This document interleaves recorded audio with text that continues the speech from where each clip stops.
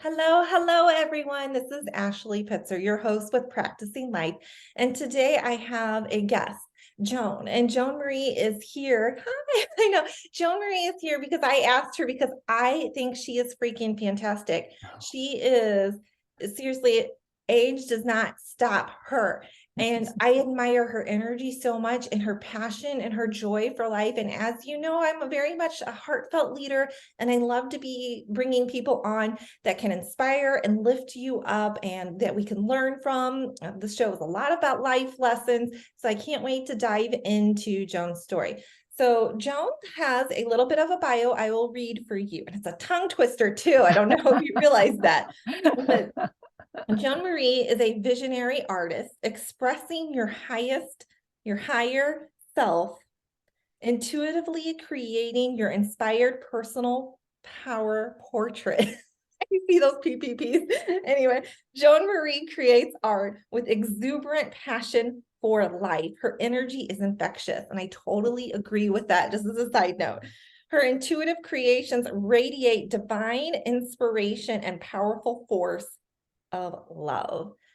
So, Joan, I'm so glad to have you on the podcast. For all of the people listening, I first met Joan through a transformational coaching program that was held by Jim Fortin. This is definitely a program that brings visionary people together. And Joan really, I just loved all of her videos. We were always encouraged to do videos in this program through Facebook. And oh, Joan would be out there dancing and she'd have her butterfly wings, and it didn't matter what she was facing. There was a smile on her face and her heart was just so large and beautiful. And so I'm like, this girl is special. So I'm so happy to have you here and say hello. Um, so Thank anyway, you. I want to dive right in and ask you, so what's your story? Let's go to the background. Whoa, was my story. The Okay. story is always so hard because you can go in like 50 directions. I mean, I think my life started when I was 19 because, like all those other years, it's like I was trying to just find what lit me up, I think, but I wasn't even on a search. I was just living, just sort of enjoying my life, and everything was pleasant, everything was lovely. And then I went to college and over the summer went to Italy for some classes. And Wow. I saw Michelangelo's Sistine ceiling. Isn't And that when I saw that, and I had no anticipation, I was taking art history. I didn't know if art would be my major. I just took a few classes here and there. But when I saw Michelangelo's Sistine ceiling, I call it like I just swooned. I mean, it was like an out of body experience. It was so spiritual. I was so filled with that energy that it just never. And then we went. I saw Leonardo da Vinci's Adoration of the Magi at the Uffizi Gallery.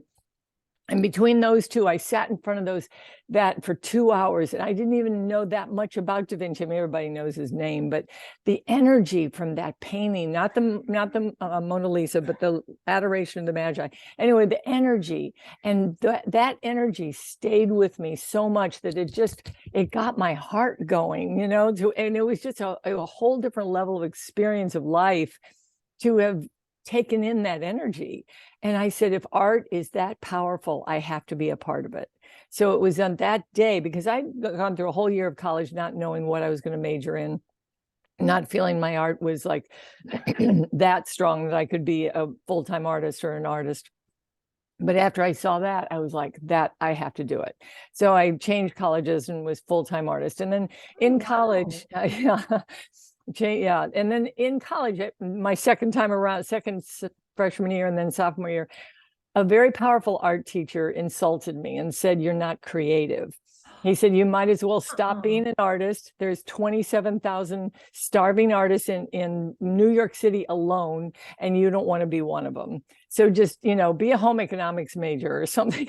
I was like, Oh my gosh, that's oh, crushing. I know. And like I've learned since then that it wouldn't have affected me so bad if I didn't already kind of believe it, like there was that voice inside me that never thought I was good enough. That whole thing we go through, seems like everybody does, right? And it's really hard when it's a teacher, because teachers are Oh. subconsciously wise, considered an authority figure. That's not, it would be completely different if it was like your person that you painted next to in your class. You'd be like, oh, a little affected by it, but not like.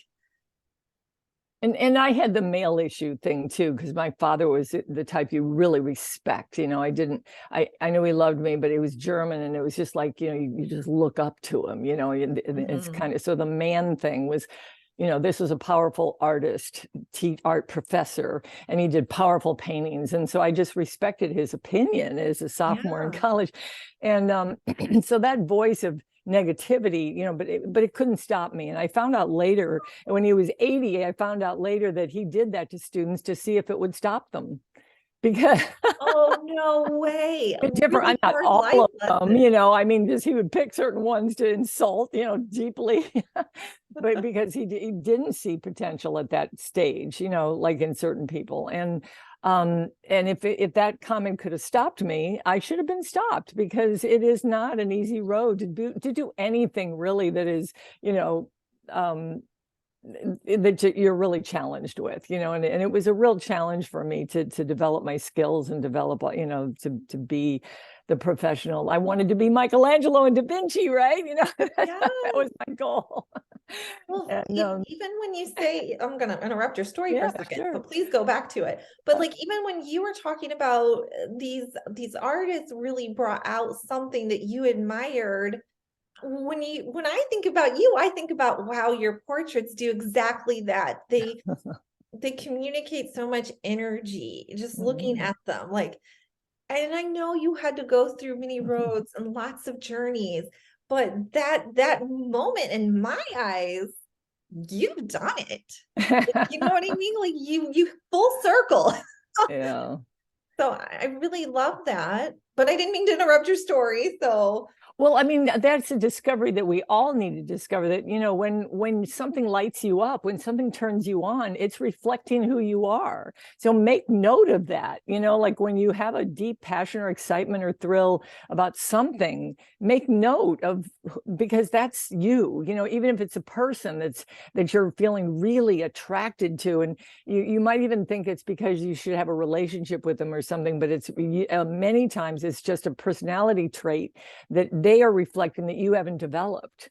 So it's like, and the more you develop that characteristic, then the more you don't need that person. I mean, you know what I mean? It's like if you feel a neediness towards a certain person, and you know what I mean? that was one of the hardest things for me, was learning that everything is a reflection of me, because there were certain things in my life I was like, no, it can't be. And then like, that's when you got to look at your shadows and be like, oh crap, I got a lot of work to do. Yeah. So I totally get that. And I want to just circle back too, because one of the things I think people misunderstand, like a myth almost, is that just because something is lights you up, it is your dharma, your passion, your purpose, does not mean that it's going to be a smooth road. Oh gosh. And I think No. that's what people think, that they're like, oh, well, it wasn't easy, so this can't be it. But obviously you had what I call a social media troll. Like, you had a troll come in and say your dreams aren't, happening for you. And anyway, and so that was just one obstacle, and I'm sure you faced like thousands of others. I'm sure you probably had to go through like different paint brushes and different paints to figure out like what is your style and what it aligns with you. So Exactly. Yeah. I mean, I went through business after business, a different style after style. And I mean, I remember when I was 50, and then when I was 60, I mean, I cried so hard, because it was like, I can't try any harder than this. Like I'm putting my whole heart and soul, and I do nothing but art all day, all the time. I mean, not all, but I mean, just constantly disciplined to do what is necessary to be a professional. You were dedicated and devoted, and then like you weren't seeing the payoffs, and then it goes, oh my gosh, the mind games that happen in those moments. Yeah.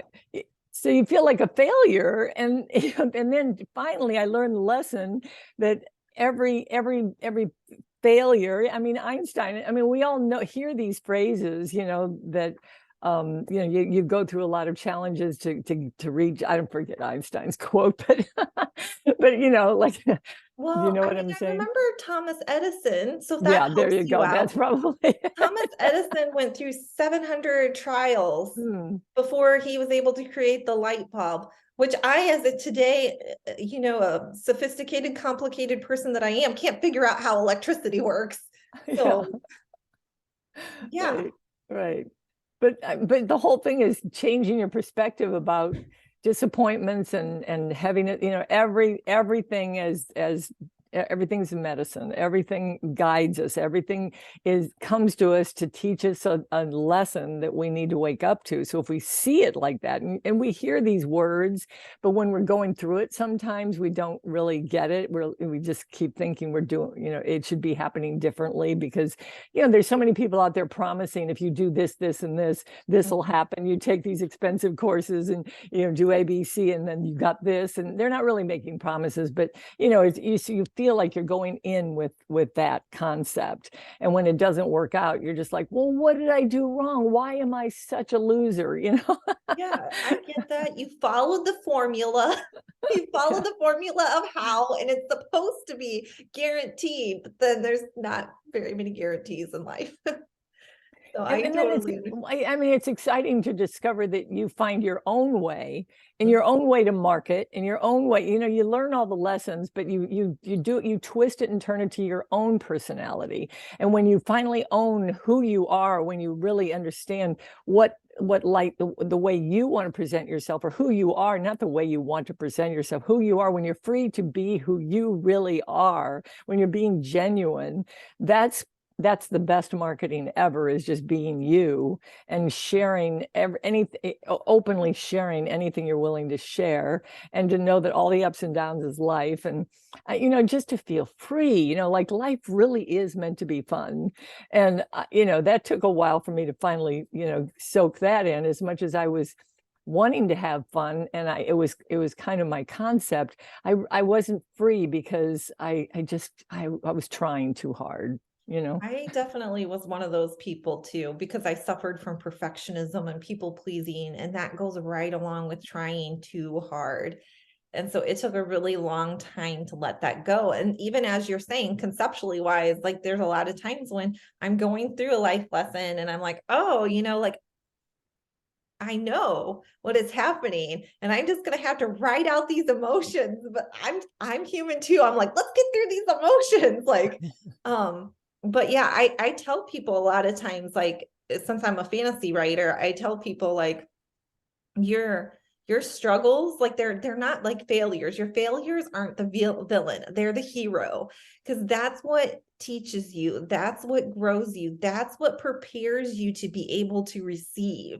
And without that process, without that filtering, you don't change enough to be able to receive.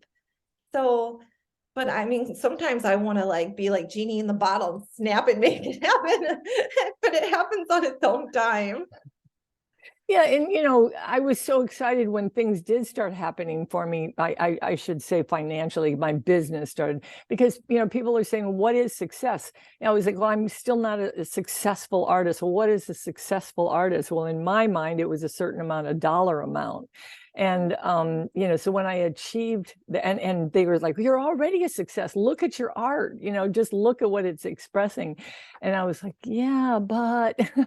But so when it did reach financial success, I was in and had a waiting list, and I was ecstatic. I know. And I'm like, yes, I did it. Then I'm confronted with another huge challenge. It was a physical challenge, like I don't know.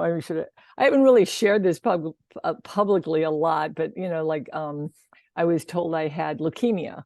And like suddenly you're like, what? And at first it didn't even affect me, like it'll Oh, just go away. It'll just go away. I was in La La I love Land. that. If I ignore it, it will go away. Yeah, because I'm so positive, and life is so perfect and everything's wonderful. It'll just go away, and la la la, everything's fine. And several months later, the numbers got worse and worse and worse. And I was like, oh, maybe I better do something about it. And so the whole process of learning how to heal that opened up new lessons that I needed to learn, that are making me a better person and more, making me more of who I wanted to be, and who I, just, it opens more doors. And when I view it like that, it's just, once again, a blessing, and things are healing. And I'm healed. Let me just say I'm healed. That's right. Put that out to the universe. 100%. But the numbers have gotten better and better and better, and it's all through. I have good diet but releasing the stress. Release the stress. I mean, life is truly meant to flow. And I mean, with all the strange things that are going on in the world, you kind of go, how in the world? But you can come up with your own formula that works for you, because you can't make sense of the world. There's no answers, and there's no sense to how, certain things that happen, or so many things that happen to yourself or to the world. So you can't answer it that way. So everybody has to solve their own direction as to how they just let it, just allow it to be, and just enjoy your life right now. Because right now there's no problem, really, like in this very moment, we stress over future or the past, and so it's like learning that and really living that is so powerful, because the more present I am with my art, obviously the more connected, and the more things flow, and the more things come through, and it's just so it's just so wonderful. It just feels so good. I love downloads. So, I mean, so I don't always understand how things work either, but I mean, I definitely have the belief system that there's only now, like now is the moment. And so I like to be present in the now. And then I always wonder, but I get so many downloads, and my downloads take me to where I don't even know. Like, I don't even know if I'm in the now, but I have them, and I enjoy them, and I appreciate them. But yeah, it's like, I feel like time is all of a sudden gone, and I've been in this visionary word, and then I'm like, my download ends, and I was like, where's the now? you have this calculation period. So I always wonder about these, offbeat things. My weirdness comes out.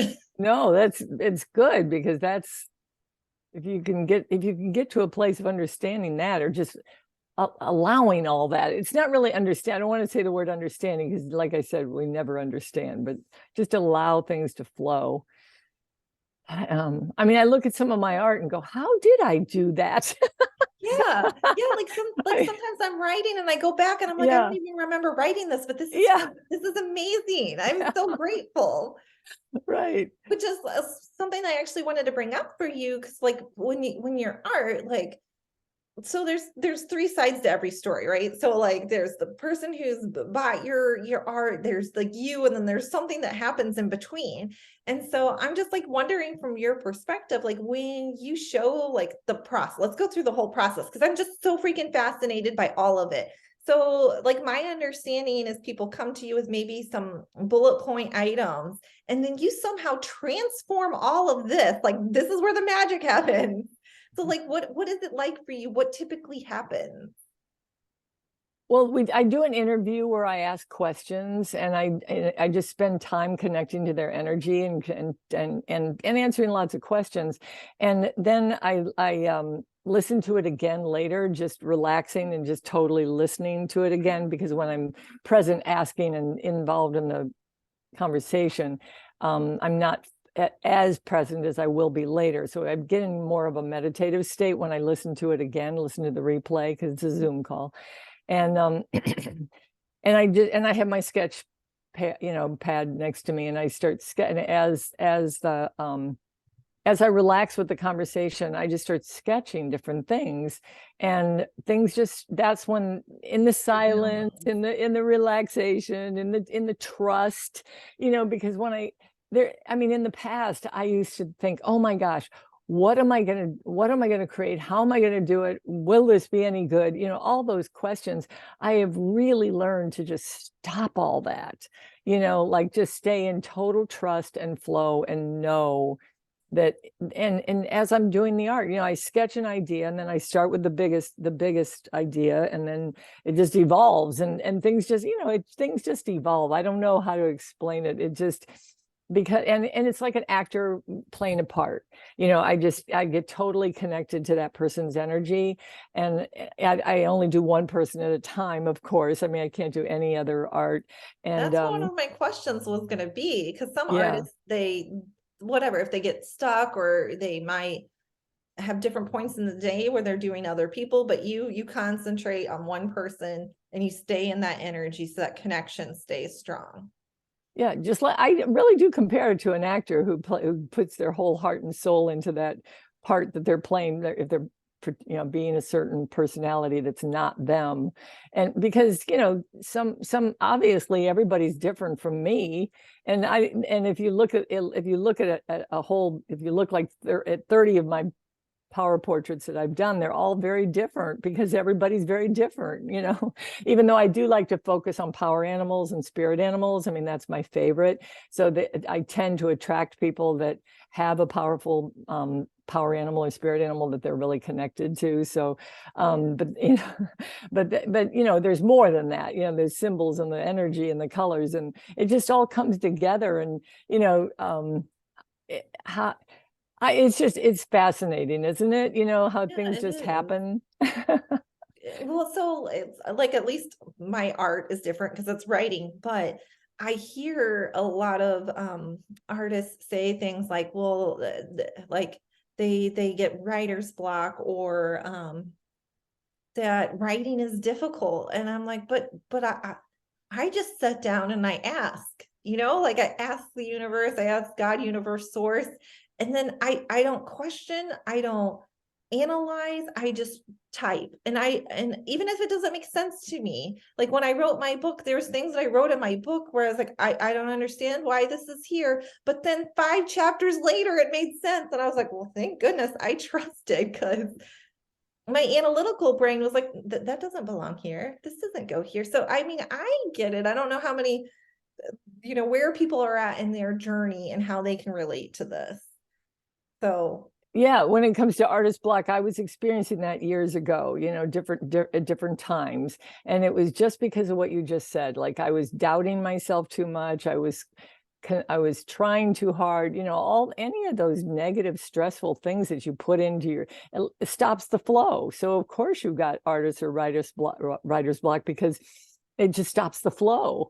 And when I did 3 years of just abstracts, and it was quite a beautiful experience to delve into that. And then I would do 2 or 3 at one time, because you kind of have to let layers dry or stop or go back, or you do everything. I mean, it really exercised my experience to allow, and because you throw paint or squeeze paint or tip things, and you can't control that. You cannot control, you can't control life.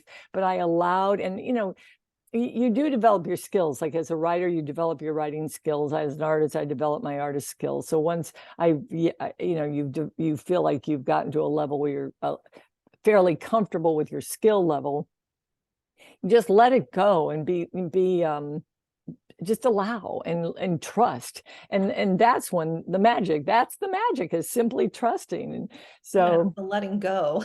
yeah. Yeah. So, I mean, is it fair to ask, like, I don't know if this creates, drama, but is it fair to ask, like, what your favorite art painting that you have done? I love that question. I don't know if I love that question, but I love the fact that the answer is several. There Oh, isn't just like one. And but I do have a body of like 5. I mean, it used to be like, I don't like anything I do. I mean, that was years ago. But when I finally started saying, wow, I really, do still connect to the energy of that piece, and it really speaks to me, I would stop and say, why is that still, after all these years, speaking to me? And that's once again, interesting. like anything that's still lit in your house, it is still lighting you up. You just stop a minute and say, what is it that it's expressing? And yeah, so, and how do you put all of your favorite expressions into one painting? I mean, I did a personal power portrait for myself when I was healing, and it's too big to put in here, so I couldn't do it, but it's got so much going on. And I love it because that's who we are. We all are. There's so many parts to us, so many layers of expression. And so putting them all in one and making that work in one painting is exciting. Yeah, I, I would actually be interested in seeing that just because like every time I think about you, I do think about very bright colors like you're pink right now. I think about you and like seriously that color. So it's really interesting. Um, and I guess I did have a question on your colors because like I've seen a couple, at least your animal ones, from past people that have been in the same group as the one that we were in. And so I like wondered, do you pick out the colors? Did they like come to you? Like Well, is I do. Yeah. And, like this one is more earth tone. And I mean, we all have the different sides, right? I've got the pink world, and then I've got the very, powerful earth tone, natural thing, that powerful. It's just you have all these elements, but when it comes to color, no, I do ask people what their favorite colors are. okay. And then as I'm working, if it starts shifting or I see a different thing coming in, every person's different. Some people want me to talk with them on a regular basis, and kind of we co-create as it goes along. I show them the process, and some people don't want to see it at all. Some people just want to see it a little bit. Everybody's So different. mysterious. I love this all. So it's up to the individual to tell me how much they want to communicate because I'm open to whatever. And so if the color starts shifting for me as I'm working on it, I will tell them, and they'll either say, wow, I like that, you go with that, or they'll say, well, I really I'm feeling more drawn to this. And I go, okay, well, I'm just letting you know this is what's coming through. And so then they can decide. But in the end, I want them to speak to them. So Well, this is what I find so fascinating because your bio, you talked about how you're helping people connect to their higher self. And so, like, if you're seriously accessing some of their higher self that maybe they haven't introduced themselves to mm-hmm, yet, mm-hmm. like, ooh, that gets so exciting. Like, for me, I'd be like, I would be so intrigued. I would be so intrigued to be like, well, what does my higher self look like to you? But now I do a lot of meditation and sitting in quiet and, talking to my guides. So, I mean, like my level is probably going to be different than somebody else's, but um, it's still really cool because, okay, so like when you're watching a movie, we're talking about movies, right? You feel like you're an actor. Sometimes as the person outside of the movie, like you see something different. Your perception is different than the person who's in the movie and can only see this. And so I think that's really fascinating because like you're playing this role, but when you're painting somebody else's higher self, then you're outside. That's cool. Yeah. But that's where we realized how much more there is to us. Oh yeah. We have so many more levels than what we're usually allowing access to. And that's so exciting for me to discover, to allow, to start, opening up to those so much more magical, amazing levels that we have, all those abilities. And all those doubts and concerns come from not being in tune, not knowing who we really are, right? Mhm. We really are this spiritual being that has incredible, Oh, our incredible. reach is amazing. Yeah, but we don't believe it, so I know. very fun to start tapping into that, like, so. And that's what's so exciting. It's like now from the rest of my life I can just keep tapping in more and more and more, and it's just like I finally opened the door to trust, finally opened the door to fun. Trust, allow, fun, and now I just know more and more levels are going to open up. Yeah. It's very So exciting. those would probably be like your top values, the trust, the fun. I don't know, curiosity is coming up for me, but that could be my mind. Yeah. So Well, that's how Leonardo da Vinci went at everything. He was so curious. How did the grass grow? How does the blood flow? So Yeah. And so if I remember correctly, so you first started off as like a school teacher, is that right? yeah, straight from college, I was like, I can't just be an artist. So I started teaching. Yeah, I taught for 27 years, 28 years. Okay. And I did art at night, every night, and all week and all summer and like every single day I did art. Like I was Were just you selling those arts obsessed. then, like along the way? I Okay. started all during those years. I had different businesses going on the side, like and I would go to New York and get the biggest booth, in the Jacob Javits Center and Oh market my there. gosh. And I did that several times in Las Vegas. And I was licensing my art to national companies. So I was selling millions all over the world on products like T-shirts and greeting cards and things like that. So it was kind of a commercial world that I was focused on in the beginning. Um, And what and caused you to shift? Like, when did this happen? Why did it happen? well, how things, the art licensing world, I had quit teaching for a while because the art licensing world was really starting to boom, and with the greeting cards and the collector plates, and I was like so excited. I made it, and I was with some really big companies and things were really. I was like, art licensing, yes, that's my world, and I've made it. And then suddenly the world stopped buying what I was selling, and No way. well, the world's fickle. One thing's popular this year and the next thing's popular the next year, and it just changes. And so I call the company and I go, why is my check like so much smaller? Like what happened? They quit buying what I do. And so they said, well, what do I draw? What do I draw? That's what's popular. And they would tell me what's popular. And I was like, can't really put my heart into it, like they said Yeah. petunias were popular. I was like, petunias, I mean, Oh, they're pretty, wow. but I Yeah. don't know, it's not really my thing, but okay, here's some petunias. And I could feel that my heart wasn't in it, and I just couldn't. You can't, I mean, I'm not a robot. I mean, you don't sell millions. You can sell a little, you can eke by a living just doing what people tell you is popular and what works, and following rules and doing all that. You can eke out a living, but you can't really feel that soaring, success financially or emotionally. So I quit. I went back to teaching then, and because I actually felt like a failure going back Oh, to a teacher, man. because I thought, oh, see, with my head, like I failed. It wasn't, things didn't work, but they did work. But the lesson I learned was, I didn't.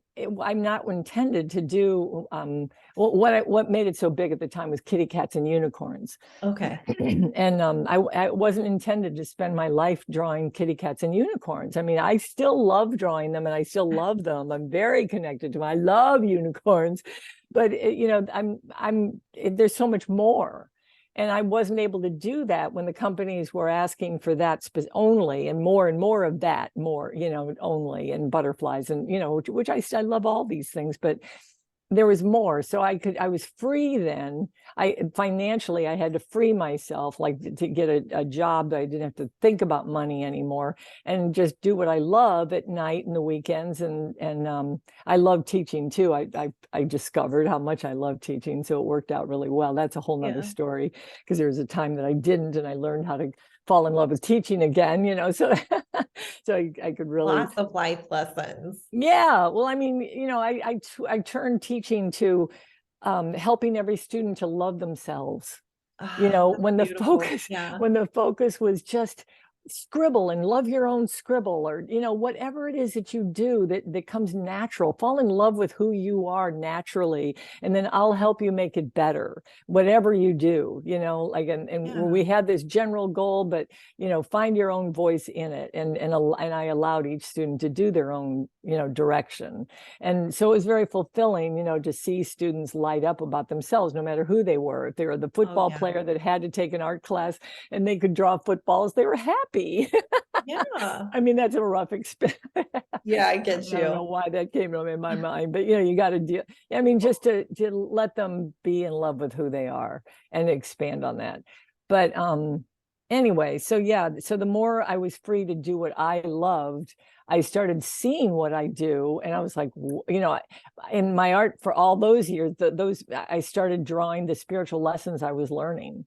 Like I had to slow Wow. down, I was real hyper, and hyper is kind of means that you're anxious to be someone else. Oh, goodness. You're not really happy with who you are. And my hyper energy, I thought was just like, well, I'm just high energy, and I'm really, and I'm still high energy, but I'm not hyper. Hyper is like, you know, Mm. shaking the leg, and like, and so I had to draw, so I drew things that were peaceful, and just the person relaxing. So I drew more about that. I drew more about my masculine energy. I drew more about balancing spiritual world with the laws of the earth, because like when I went at business, I would go towards I believe this is going to succeed, and then I wouldn't really study the laws of business, how the laws of business work, the earth grounded stuff. You I had the was one part down. yeah, I was totally into the yes, and spiritual aspects. So I had to You weren't taking the draw. actions. Right. Well, it took a lot of action. Yeah, a lot of Okay. action. But I but I wasn't studying How to like grow your business. demographics, or Yeah. like things that you have to do in business that are very business related, that I just couldn't connect. So I just like said, well, I don't need that because I believe. That's right. I do it sometimes even to myself, and then you have to step back and be like, okay, well, the believing needs a little more help. Yeah, it has to be a balance. So I would draw about that. I would draw the Yeah. grounded tiger with the spiritual swans, like flying. So the balance of the two. So I was drawing all these lessons I was going through, and they were getting more powerful, and because I was expressing something very real to my life, and Yeah. to that I was learning, and I saw the power in what I was doing. But and then you just keep at it until you quit insulting yourself. Well, I don't what I'm hearing is that you were using painting to actually manifest, because you were putting that in there, what you needed to be in order to get to the next step. And that's really cool. So I feel like you should be putting them into a book and like, I actually did. I do have a book. Like okay.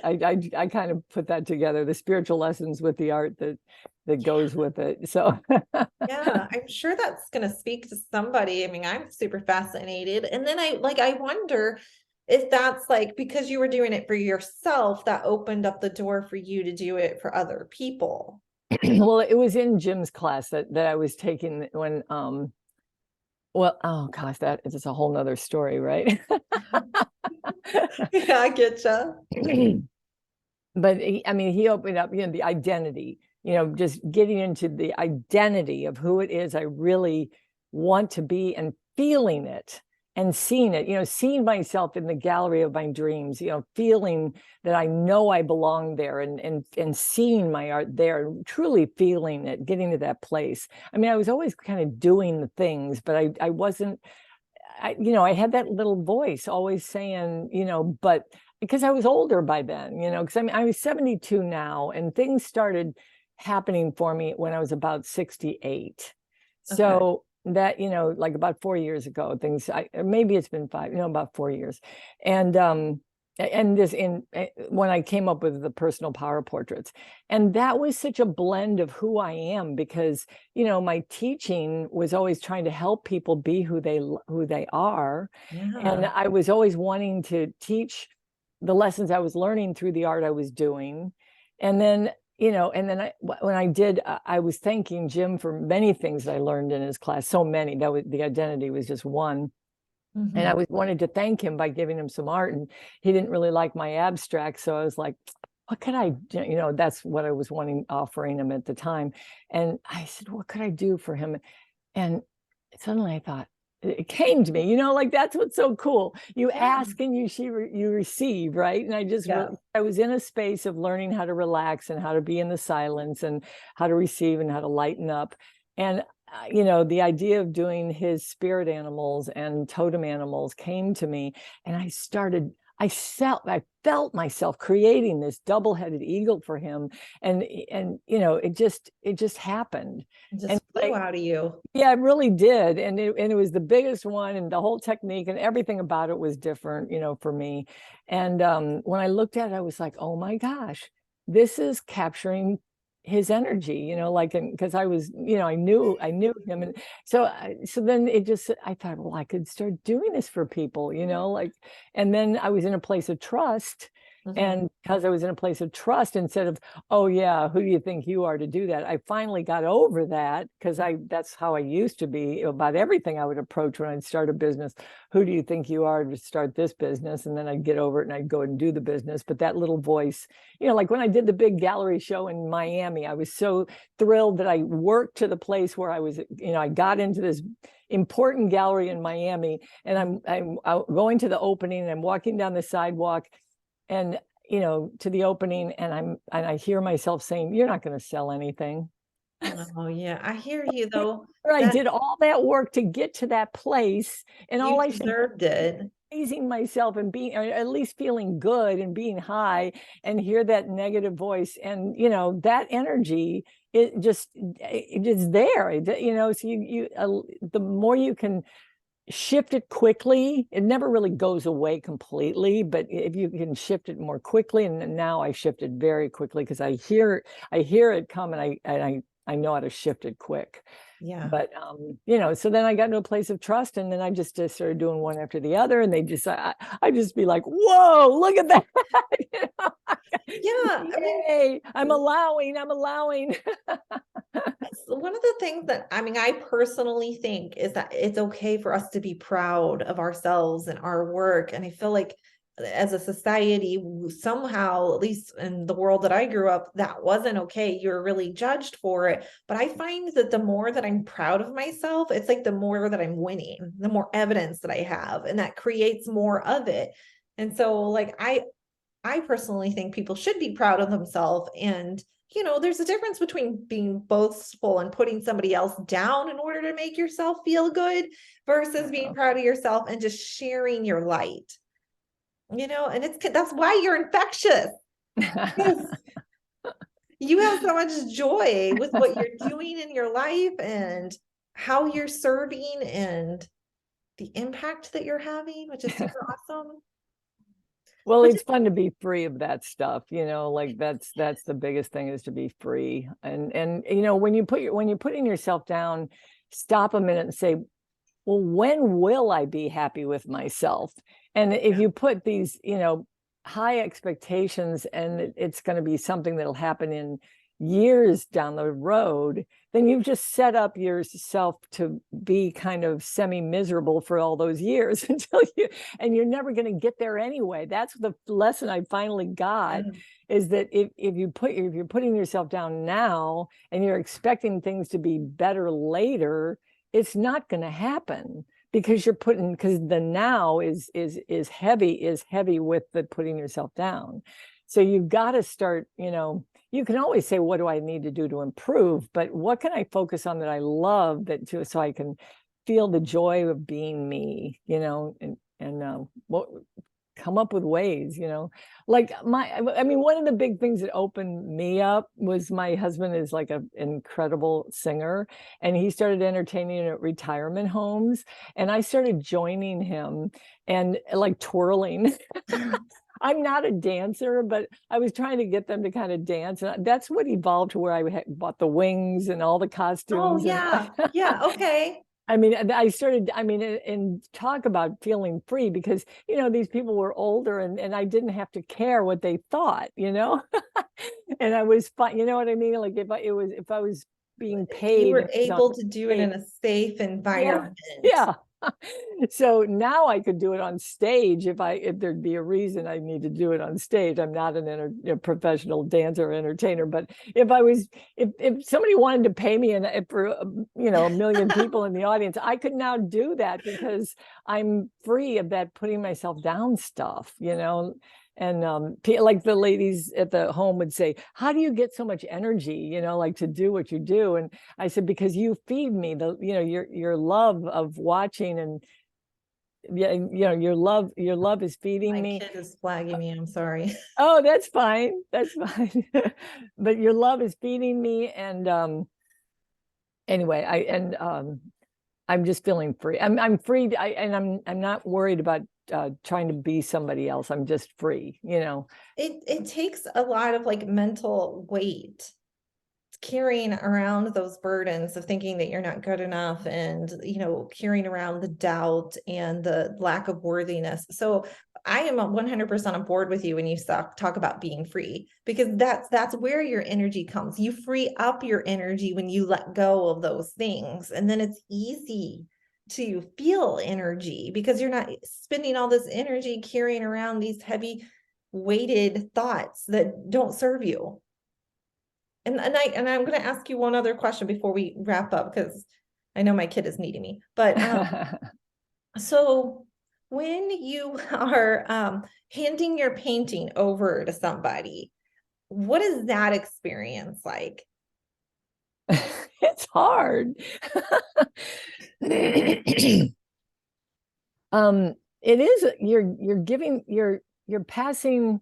I don't know. I don't want to say it's hard. That was the wrong answer. I know that is no right. It's what came out. But it is like it is like sharing your child, I don't know. It's like it's a part of you that is. And but it's more, there's so many different emotions. It's more ecstatic, ecstatic. It's just fulfilling. That's the word. It's very I love that. fulfilling. I It's love very that. fulfilling because I know I've captured it. I don't let it go. I live with it for a while. I don't let it out. I don't ship it off or hand it over till every time I pass it and look at it, I'm feeling that person. I'm feeling the energy, and I just keep looking at it. I alter and change until I really feel it. So I'm very connected, and I'm knowing that I did it, and what I did is helped somebody. I feel, I don't know, it's very fulfilling. It's the same as teaching, it's like it was fulfilling to be a teacher when you're able to connect with a certain student, and you reached, by reaching them, I mean they fell in love with themselves a little bit more. So that's the word, is fulfilling. I like this word. And I guess, like, did you do Sarah Drury's painting that she hangs on her back wall? That was a gift that the original was given to Jim. That's a print, actually, that Lisa Carpenter paid me to do as a gift for Jim. And it's all the eyes of the I keep calling them counselors, the coaches, So it's spirit Yeah, because animal, like, every time I see this, I'm always like, it's so hard for me to concentrate sometimes on Sarah, because I'm like, this painting, like, so yeah, I mean, your work like has a legend. Is that legendary? Your work is legendary. It's creating this long lasting energetic connection, and that's so beautiful. So do you feel like that you're still connected to people that you've done like your work with years later? Yes. Oh yeah, I feel like I'm bonded, and I feel like we're friends for life, and I just feel very connected. Yeah, very much so. I love it. It's very, very, very fulfilling. All right. Well, I thank you so much for being on my show. And for everybody who wants to get in contact with Joan, because I guess we should take 1 second, because we didn't ever describe for people what power portraits are if somebody is not familiar with them. So, I mean, did you want to speak on that really quickly? Because is that what you mainly do? Right now it is, yes, because I've got a waiting list. So, I'm focusing on it. I'm so fulfilled doing them, that it's like a dream, and it is magical every day for me. So that's why the magic is happening, right? Allowing, and so personal power. I could just call them power portraits, but I call them personal power portraits because it's when we live in our personal power, we're being all that we are. We're being true to who we are. We're not letting someone else direct or guide. So that's capturing your energy, and it can be through your spirit animals, your energy, your colors, your, just whatever. We talk for 90 minutes and we share and exchange, and it's unique to the person. They're all unique. Okay.